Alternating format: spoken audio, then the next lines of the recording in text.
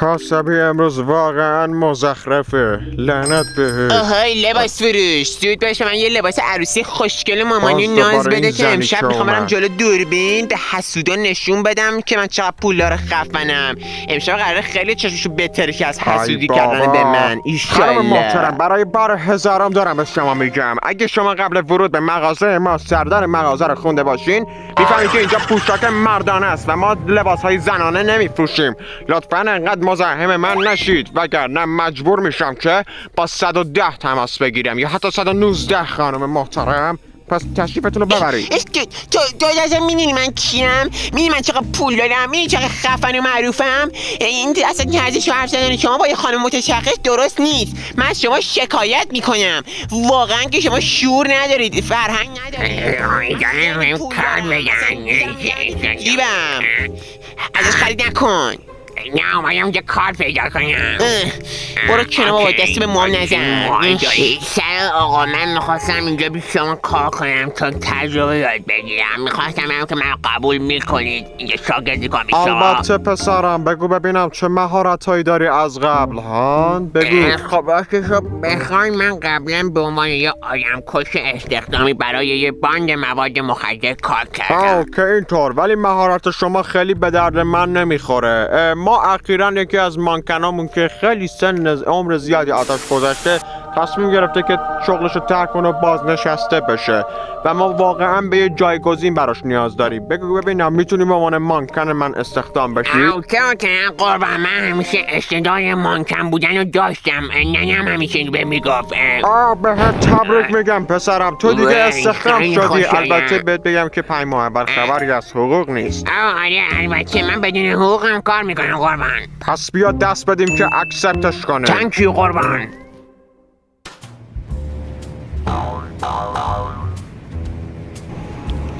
واقعا امروز که بدترین روزایی بود که داشتم. واقعا لازم دارم که یه چیزی بخرم و بکشم. پس این خرگوش لعنتی کجاست؟ خب کجایی بنی؟ اینایست پیداش کردم. هی بنی من پودر شادی میخوام. باز دوباره این زنی که دیوونه اومد. ای بابا من نمیخوام باش معامله کنم، خیلی وراجه. اگه پودر سفید خوشحال کننده میخوای 2 کوچه پایین‌تر. جون هورا. آخ جونمی جون، چه چتی بکنم من امشب اونم تنهایی. حالا خب بذار برم یکی چطور از آب در اومد تستش میکنم. خرگوش چیزا نابی بود انصاف. پودر من کو دوباره این خیلی خب ستاره به نفتی که پولا رو نقد آورده باشی چه که چیکو سفته قبول نمیکنم. خیالت راحت باشه، همشو نقد میدم. خب در ضمن باید بگم که مالیات به ارزش افزوده اضافه میشه. خرگوشی متاسفانه پول نقد به تومن نداره. متاسفانه الان فقط دینار همراهمه، بعدم به تومن میدم. من نمیخواد تومن بدی، همین هم خوبه، کفایت میکنه. خیلی خوب. کجا گذاشته بودمش لعنتی؟ اینهاش. خب بیا بیرون. خب اینو میخوای خوشگله. آفرین اپو جون لیستش بذار. مال خودته. ممنونم ازت. امروز هم یه روز پربرکت دیگه. خدایا شکرت بابت تمام نعمت ها و روزی حلالی که قسمت ما میکنی. خب پروژه بعد چی؟ فکر کنم آدرس درست اومدم. خودشه همینجاست. میگن بهترین دکتره.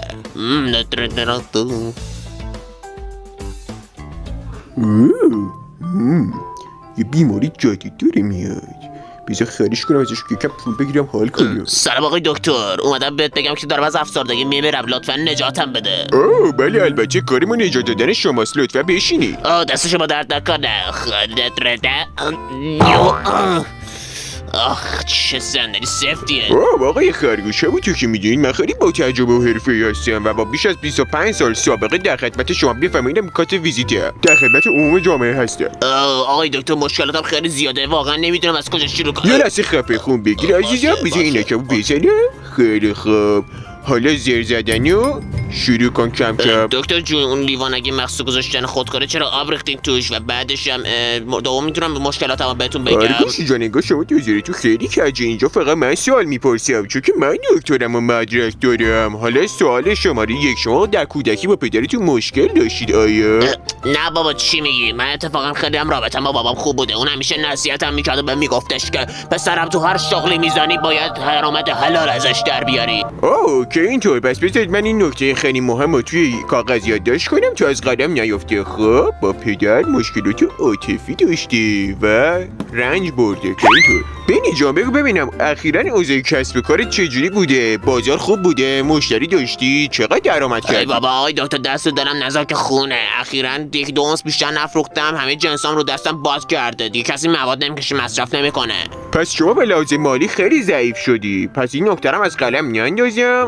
نتیجه میگیریم که خب که اینطور. دست شما درد نکنه آقای بفرما آقا، دکتر. اینم خیلی نتیجه ممنونم. شما. نتیجه شد. آقای دکتر اینا چیه نوشتی؟ اصلا هیچ کاربردی نداره. این الان چیه دقیقاً؟ میشه توضیح بدی؟ آقای خرگوش شما کم بوده محبت رنج ببرید. اون نسخه رو به داروخونه ها نشون بدید بهتون دارو بدن. کوف کنید. خرسش شکم گنده احمق. این 5 میلیون تومن پول ویزیت دادم اون وقت همین چرت و پرتا رو کاغذ برام مینویسی. آقای بینی خرگوشه در واقع دارو بخشی از درمان شماست. درمان اصلی شما بغل تراپیه. بیاین تا بغلتون کنم لطفا. بغل تراپی چیه دیگه؟ اولین بار میشنوم اینو. آقای بینی خرگوشه بیاین یعنی بغلتون چی کنم بغل؟ تا بفهمید بغل چیکار تراپی یعنی می‌کنی؟ چی. ببینید ما درمانگرامون چیکار اینجوری می‌کنی؟ بغل میکنیم و کن. حسابی در آغوش میگیریمشون تا اوج محبتمونه بهشون نشون بدیم. چقدر خفن می‌کنی لعنتی. میدونم که تو بچگی مامان و بابات بندازه کافی بغلت نکردن ولی من به جاش بغلت میکنم. داره جواب میده داره جواب میده. کم بوده محبت داره بین میره.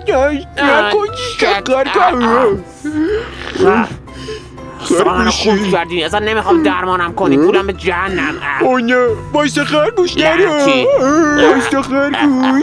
دست خیکی چاقونی چالی کلانه. کم بوده محبت داره به درمان نیاز داری. برو گم شد دیگه نمیخواد ببینمت. اون ستاره گراز پول لعنتی تو رو به من معرفی کرد دیگه. به ستاره پول داده بودم تا تبلیغ منو تو این استا بکنه. زرده تر شدم.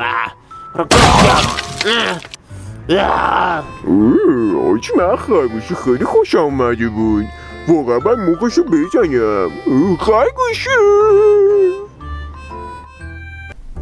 ای روزگار چرا انقدر بد کردی بابا؟ مگه من چیکارت کردم؟ هم کاسبی خرابه، هم دکترا، هم وضعیت زندگیمون. سلام بنی، حالت چطوره؟ بگو ببینم رفتی میشه دکتر افسردگیه؟ تونست آقا خرس درمانت کنه؟ اون بهترین ستاره دکتره. خدایم چه فکری به خود کرد که اون خرسی رو به معرفی کردی؟ یارو اصلا دکتر نیست، اون یه کلاهبردار شیاده. احمق شروع کرد بهم از 4 تا سوال پرسید، بعدش یه نسخه چرت و پرت بهم داد گفت بده داروخونه. و شروع کرد بغل تراپی کنه. آخه بغل تراپی چه صیغه‌ایه؟ کی با اینجور افسردگیش درمان شده؟ اصلا به من چه که کارش افتضاح بوده. من ازش پول گرفتم که فقط تبلیغش این مرمر کنم تا بتونه پول در بیاره. به من چه؟ ایش بره بابا. آره جون خودت. ملت از ما طلب کنم بهش دکتر خوب معرفی میکنیم به جای تشکر میان به ما اعتراض میزنن. آره دست شما درد نکنه که یه دکتری به معرفی کرده که باعث شد افسردگیم 2 برابر قبل بشه. امیدوارم امروز یه چیزی کاسب بشم. الهی به امید تو. واسه تا روزیمون برسه دیگه. کی دراگ میخواد؟ خدا خب بیله خیلی پیداش کردم اینو. جون چه خرگوش سفید میفیده تو بود.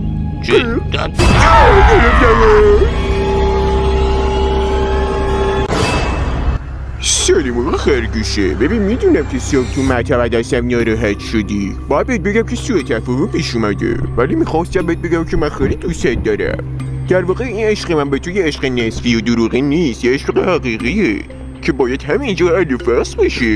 نمیدونم تو راجع چی حرف بزنی. فقط ازت خواهش میکنم به آسیب نزن. من گناه دارم. من جوونم. اوه نه خیرت راحت باشه بهت آسیب نمیزنم. فقط میخوام یه کوچولو باهات یکم وقت خواهیش ندیدم. بذار اینو روشن کنم. چی؟ چی شده بابا داشتی تازه خوش میگذروندیم ستاره خدا رو شکر اومده. وای ستاره جو این چیکار میکنی؟ هیچی بابا اومدم اینجا به خرگوشی یه چیزی بدم با هم دیگه بکشیم. بعدش من موندم چرا شما دوتا دارید با هم دیگه دعوا میکنید؟ مگه من خرگوش نفرستادم پیش تا مشکلشو حل کنی آقا خرسه؟ خودش داره در برابر درمان مقاومت میکنه. نه خیری صبح داشت منو خفه میکرد، همین الانم نزدیک بود منو بکشن. خب وقتی گوش نمیدی مجبوره با زور با درمانت کنم دیگه. بیا این آقا دکتر به معرفی کرده. خیلی خوب بس دیگه بچه‌ها دیگه هم دعوا نکنید. الان دیگه وقت اشغال کردن با چی؟ با این امشب خوش جون میگذرونی. ایول من که نمیتونم به سیگار نبگم، من پایم بزن بره. بچه رو نکشته بره بگم اینجا کنارش ضرر نداشته باشه.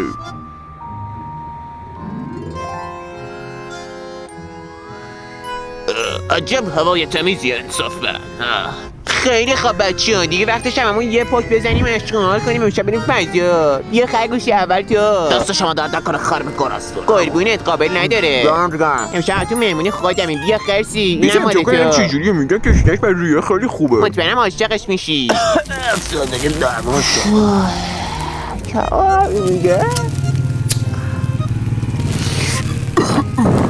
احساس با مزیریه بیده درمان میشه.